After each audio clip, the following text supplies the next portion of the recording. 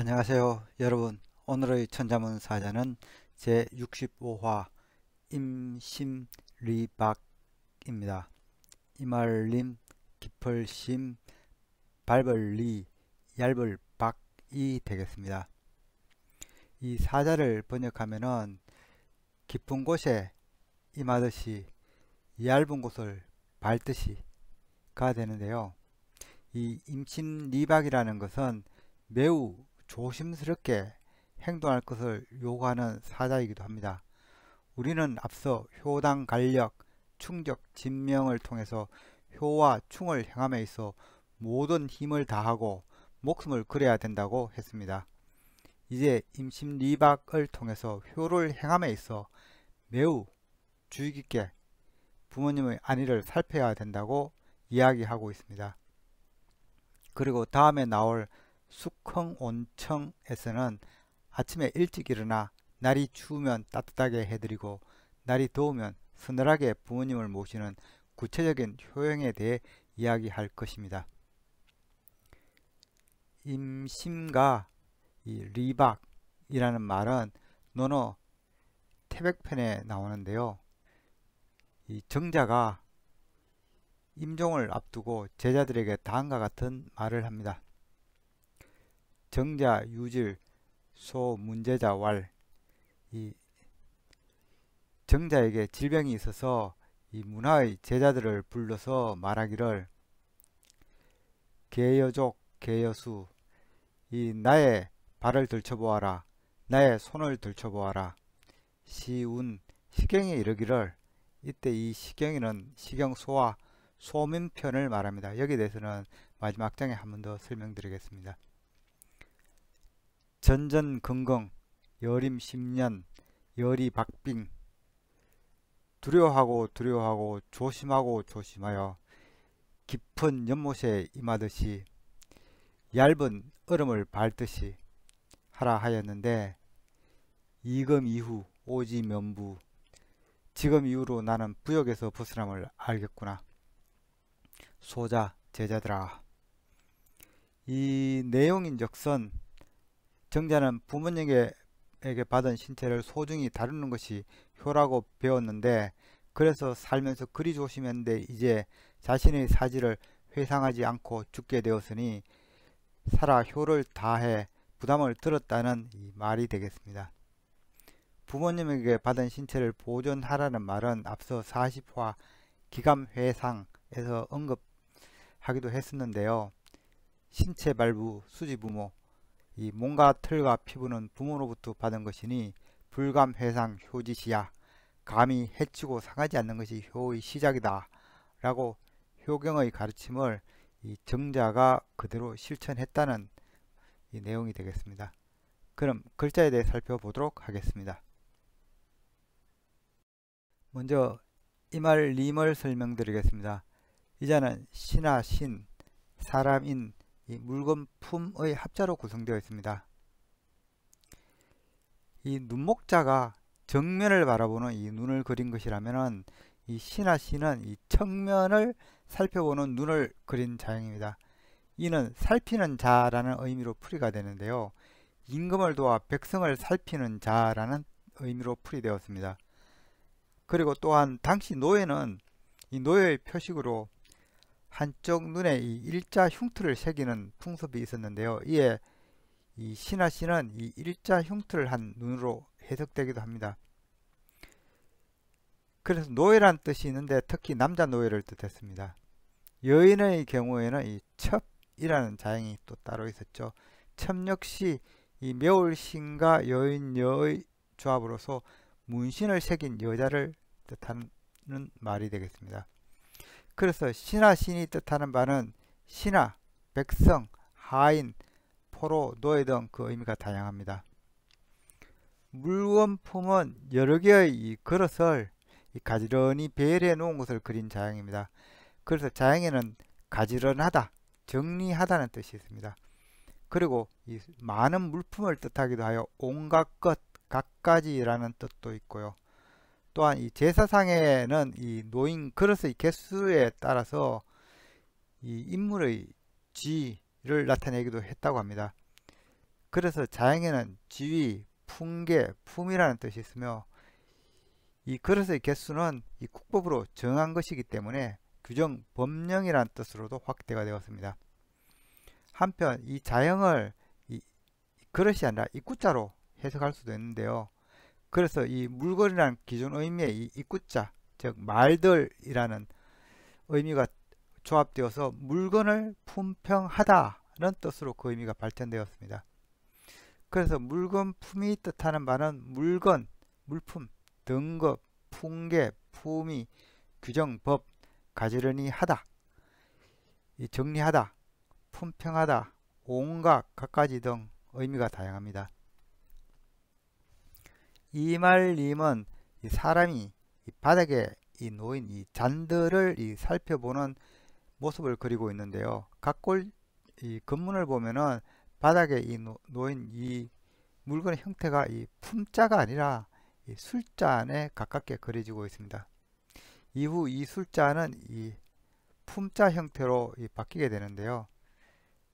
소전에서 이 술잔을 살펴보던 사람은 이 신하신과 사람인으로 분리가 되죠. 자형의 이 초기 의미는 원래 이게 사암에 임하는 이 장수 혹은 신하들을 격려하기 위해서 이 술잔을 나눠주던 풍습을 그린 것이라고 합니다. 이 삼국지에서 조조가 환웅과 사하로 가는 관우에게 뜨거운 술잔을 건네준 이야기는 유명하죠. 그래서 자형의 이 초기 의미는 싸우다, 공격하다는 뜻이었고요. 또 사암에 임하다는 그 의미가 발전되어서 임하다, 마주하다, 다스리다, 비추다 등으로 그 의미가 이제 발전되었습니다. 다음 자는 깊을심입니다.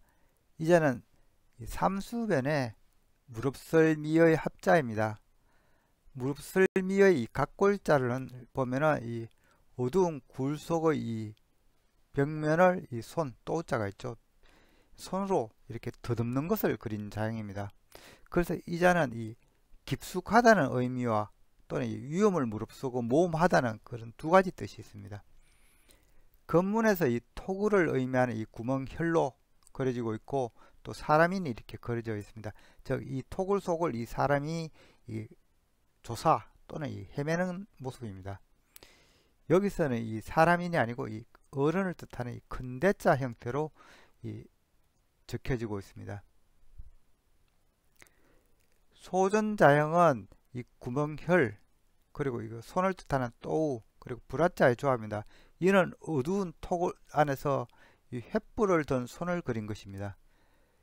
이 불화자 위에 이렇게 손이 그려져 있는데요. 이는 중의적으로 뭔가를 찾다, 구하다는 의미의 이 구할구자와 유사하게 형태를 따듬었기 때문으로 보여집니다. 이 구할구는 원래는 이 털가죽을 이 손으로 단단히 여미는 모습을 그린 자형인데요. 그래서 원래 의미가 이 끌어모으다 였으나 점차 구하다는 의미로 사용하게 된 자형입니다. 무릅설미는 이 위험을 무릅쓰다는 의미로 그 의미가 무릅쓰다, 범하다, 깊이 들어가다는 뜻을 갖고 있고 또 깊숙하다는 의미일 때는 심으로 읽습니다.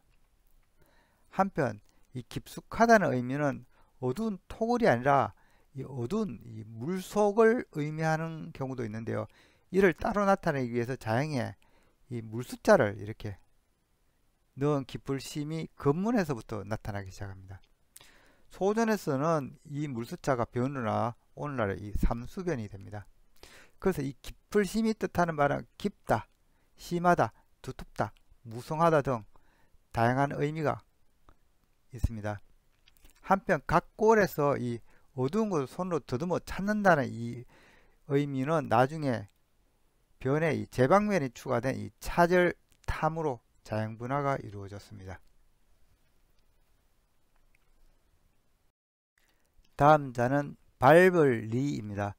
이 자는 이 죽음 시 그리고 회복할 복의 합자로 되어 있지만 원래 이 건문자형을 보면은 배주자 그리고 발을정 그리고 머리수로 구성된 자형입니다. 그래서 이 자는 이 사람이 이 발을 들어서 이 배를 밟고 이게 타려고 하는 모습을 그린 자형입니다. 죽음시는 사람의 시체를 표현한 상형 문자죠. 각골 자형은 이 힘이 빠져 늘어진 사람의 모습을 로서 이 시체를 표현하고 있습니다. 그리고 겉문에서부터는 이 자형은 이 옆으로 이렇게 웅크리고 있는 사람 형태로 표시되기 시작합니다. 그래서 그 의미가 죽음 시체를 뜻하는데요. 죽게 되면 사람은 모든 걸 멈춘다는 그 의미가 있죠. 그래서 이 속뜻으로는 머무르다, 거치다 는 의미가 있습니다. 죽음시에는. 그리고 이 발을정의 각골자는 이 말뚝을 뜻하는 이 못정자와 발다는 의미의 이 발지자가 합쳐진 형태죠. 말뚝을 이 발로 밟는 것을 그린 자형입니다. 말뚝은 정확하게 아래로 밟지 않으면 땅에 정확히 박히지 않기 때문에 정확하게 밟아야 합니다. 따라서 이 자형은 바르다, 올바르다, 바로잡다는 의미로 사용하게 됩니다. 한편 말뚝을 그린 이 못정자는 원래 영토의 의미도 있어서 영토를 밟다는 뜻이 되므로 이는 정벌의 의미로도 사용이 되었습니다. 그런 의미에서 발을정은 이 올바른 명분이 있어 정벌을 하는 것이라고 이렇게 그 의미를 해석하기도 합니다. 오늘 발을정이 뜻하는 바는 바르다, 정당하다, 올바르다, 바르게 행동하다, 정복하다, 자리에 밟고 오르다 등의 의미들이 있습니다. 머리혈은 사람의 신체를 그리고 있는데 특히 머리 부분을 강조하여 그리고 있는 자형입니다. 그래서 머리혈이 주로 뜻하는 바도 머리, 얼굴, 목이 되겠습니다. 배주자는 강에서 이 노를 저어 운행하는 이 나룻배를 그리는 상형문자입니다. 각골자를 보면은 배를 경사지게 그리거나 이 몸체를 약간 휘어지게 그리고 있습니다. 그리고 오늘날 자형처럼 이 대부분 중앙에 이렇게 가로대가 그어져 있습니다. 초기 황하의 나룻배는 낚시보다는 운송수단이었다고 합니다. 그래서 배주자가 뜻하는 바도 배, 선박, 배를 타고 건너다, 실다였다고 합니다. 실다입니다. 이 회복할복은 왕복 운동을 하는 이 풀무를 그린 자형입니다. 각골자를 보면 이 풀무가 있고 아래 발지자가 있어서 이 발로 밟는 이 발풀무임을 알 수 있습니다. 겉문에 이는 중앙에 둥근 이렇게 공기구멍을 걸어내었습니다. 오가는 풀무지를 강조하기 위해서 이렇게 또 거리행을 넣은 자형들이 등장하게 됩니다. 거리행이 있거나 없거나 의미상으로는 차이가 없습니다. 그리고 소전에서 이 풀무자는 정형화되어 이 풀무인지 알기가 조금 힘듭니다. 이 자형은 왔다 갔다 하는 풀무질에서 그 의미가 되돌아오다, 되돌리다, 회복하다는 의미를 갖고 있으며 이때는 복으로 읽고 또한 여러 번 되풀이하다는 의미에서 다시 하다, 거듭하다는 의미로 사용될 경우에는 이 부로 읽습니다. 이 변의 행이 있거나 없어도 그 의미는 동일하지만 이 변의 거리행이 있는 자형이 오늘날 더 널리 사용되고 있습니다. 발벌리의 각골자는 이 배주자 그리고 발단 의미의 발을정 그리고 사람을 뜻하는 머리혈의 합자입니다. 이 머리혈의 이 발 부분에 발을정이 놓여서 이 배위로 올라타려는 이 사람을 그리고 있습니다. 소전자형은 움직임을 뜻하는 이 거리행, 이 배주, 발짓자의 조합으로 배를 타는 발걸음을 나타냅니다. 그리고 이 머리 부분에 죽음시가 있는데요. 죽음시는 죽어서 쉬다는 의미 때문에 머무르다는 속뜻이 있습니다. 그래서 이 자형은 배에 올라타 머물게 된다는 표현이 됩니다. 밟을리가 주로 어디를 밟다, 신발을 신다, 어떤 위치에 오르다는 의미로 요즘은 주로 사용되고 있죠. 오늘의 마지막 자는 얇을박이 되겠습니다. 이 자는 초두머리의 이 펼부자의 합자입니다. 이 초두머리라는 것은 풀조자가 머리 부에 위치할 때 쓰는 형태죠. 소저 S까지만 해도 이 풀초자 형태였지만은 초두머리 형태가 나타난 것은 이 예세에서부터입니다. 펼부는 삼수변 그리고 이자 클보 그리고 마디촌의 합자로 되어 있죠. 이자가 클보자인데 클보의 각골자는 밭전자와 풀초자의 합자입니다. 그래서 자영은 밭에서 작물을 키우다 또는 이 작물을 키우는 밭이란 의미로 쓰이고 있습니다. 그런데 건문에서부터 이 밭전자는 이 설용자로 바뀌게 되죠. 식물을 키우는 용도의 의미로 밭전자를 해석했기 때문이 아닌가 생각됩니다. 그래서 이 컬보의 의미는 주로 이 채마밭이라는 의미가 있고 또 넓은 밭을 의미해서 크다, 많다는 뜻이 있습니다. 이 펼부 또는 이 퍼질포를 설명드리겠습니다. 이 각골자를 보면은 사실은 이 컬보자와 사실 비슷합니다만 이 형태가 밭전자가 아니고 실을 둥글게 감은 이 방추를 그린 자형입니다. 방추는 이 양모나 솜뭉치를 이렇게 꼬아서 이 실을 이렇게 감는 도구입니다. 이렇게 방추에 감은 실은 길쌈에서 실을 공급하는 역할을 하게 되죠. 각골 자형은 이 방추를 돌려서 이렇게 실을 꼬은 걸 다시 이렇게 푸는 모습이라고 합니다. 그래서 실을 이렇게 풀다는 해석에서 뭔가를 널리 퍼뜨린다는 의미를 갖고 있습니다.